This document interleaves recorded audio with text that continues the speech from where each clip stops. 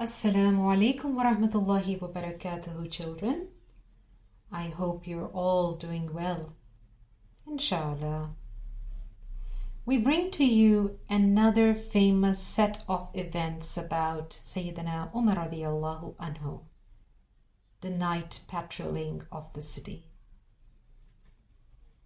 This used to be a time when Umar radiallahu anhu would go out, sometimes alone and at other times with a Sahaba keeping him company. He would keep in the dark so that no one could tell who he was, because he was the Amirul Mu'mineen, right? He would not be very prominent, and he would try to see what other people would talk about, what they needed, what their problems were. Then during the day he would make reforms or certain rules for his people, and these rules became very popular. They were rules for the welfare of the people or for the better life of the people, and they became to be known as the famous rules for a successful society.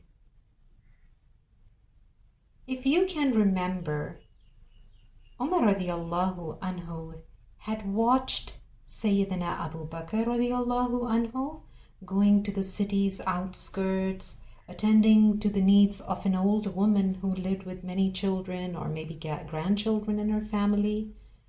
Well, Umar radiallahu anhu had really taken that as a learning for himself too. So he too did this pretty often, in the nights and also during the day sometimes. That is, he would visit marketplaces, checking on the market goods and prices. Now, mashallah, a Sahaba named Talha bin Ubaidullah watched Umar radiallahu anhu in the same way as he had watched Abu Bakr radiallahu anhu. And similarly, one night he followed Umar radiallahu anhu without showing his identity. He was in the hiding, waiting to see where Umar radiallahu anhu went. He saw him go to a house, and in the house there lived an old lady who answered the door. Then Umar radiallahu anhu would go inside and then appear after some time.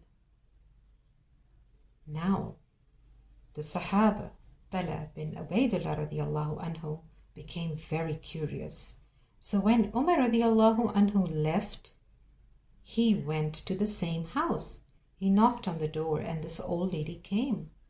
She had a physical disability, a difficulty while she was coming. And when the Sahaba asked her, who was this person who had come here? She said she didn't know. And when he asked him how often did he come here, she said, yes, he came here. He has been coming for many years now. And he would help her with the cooking and with cleaning up. When Talha radiallahu anhu asked her, how long had this been going on? She had no idea, but it was a very long time indeed. He was so surprised to hear this. He had not expected such information. How could an Amirul Mu'mineen go to such a length? This was exemplary. Well, mashallah, maybe Talha radiallahu anhu also want to follow this. Mashallah, this is extreme service.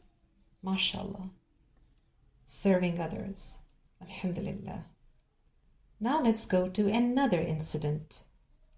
Aslam radiallahu anhu related that one night while he and Umar radiallahu anhu were patrolling the streets of Medina, Umar radiallahu anhu became tired at a point and he wanted to rest for a while. So he just leaned against a wall for support and just sat down by a house. Strange enough, there was a conversation going in the house, and he could not help but hearing the voices which were coming outside too. There was a lady speaking to probably her daughter, and she said, "Oh, my daughter, go and mix the milk with water." The woman's voice came very clearly, and Umar radiallahu anhu really listened in surprise. The daughter then replied, "Oh, my mother, do you not know about the recent order of the Amirul Mu'mineen?" "And what was that order?" said the mother angrily. "He ordered that his scholar was telling everyone tell everyone not to mix milk with water." That is true. Umar radiallahu anhu had told the caller to go around making this announcement because he wanted to protect the people from low quality diluted milk.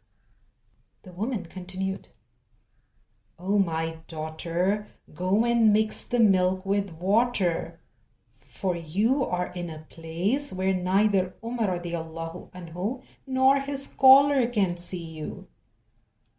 But the daughter replied again, "By Allah, I will not obey him in public and disobey him in private." From where Umar radiallahu anhu heard the entire conversation, he felt his strength had come back. He was so happy to hear this little girl speaking so well. She was really practicing uprightness. Umar radiallahu anhu was ready to resume his night patrol. He was ready to leave. But before he left, he made it a point by saying, "Oh, Aslam, put a mark on the door of this house so that you can find the spot again during the day." The following morning, Umar radiallahu anhu said to Aslam radiallahu anhu, "Oh, Aslam, go back to the same spot and find out who these women were. Who is married, who is unmarried, and what are their identities?" Umar radiallahu anhu was greatly impressed by the young lady's character, this young girl, and he thought that she would be a good wife for any practicing Muslim. He wanted her to be his daughter-in-law, so he went to his sons and gave the idea. The young son, Asim radiallahu anhu, was not yet married, so Umar radiallahu anhu took his proposal to the young woman on behalf of his son, and shortly after that they got married. MashaAllah. When they had a family of their own, and when they had children, they gave the grandson of this daughter later on became Umar bin Abdul Aziz. May Allah have mercy on him. He was a ruler who was very famous for his sense of justice and piety, and a good, successful leader for the Muslims. MashaAllah. So it does really make a difference, doesn't it? MashaAllah. MashaAllah, these stories look so amazing. It's like serving to such an extent. What is service, children? Service is giving to others and wanting to make a difference in the life of others. Helping other people is one of the best ways to serve Allah subhanahu wa ta'ala. Having an attitude of service means looking for ways to be of help rather than waiting to be asked. The needs of others are as important to us as our own needs are. And it helps us, it makes you do things for other people just to be helpful, not because you want anything in return or you want any reward, but because you are a character so high, because you care and you want to serve. Imagine if there was no care, if there was no service, no serving one another, how much trouble there would be. And with an attitude of service, how much love and happiness comes. People who want to be of service can change the world. Now, how can I and how can you be of service too? How can we practice this quality, this amazing quality that Allah subhanahu wa ta'ala likes so much? Well, maybe when your teacher is struggling to carry lots of books or lots of things, maybe you can go and ask her, can I help you? Maybe when you have a new child, new student in your school, and he can't find the way anywhere, he's a bit lost, maybe you can go and help him, guide him or her to the way around. Maybe at home you can help your family. You could throw away the garbage, you could cut something up, you could carry the clothes somewhere, you could fix a place. We could think of thoughtful things to do to help our family and friends, and just doing it happily, with enthusiasm, and not waiting to be asked when something needs to be done, but just being there very quickly and being the first to understand how to help. MashaAllah. The Sahabas were very, very great people, radiyallahu anhu. And we know that Allah subhanahu wa ta'ala was pleased with them. These are some of the things that we can understand. They did such extraordinary service that they did, which we can learn from them to please Allah. MashaAllah.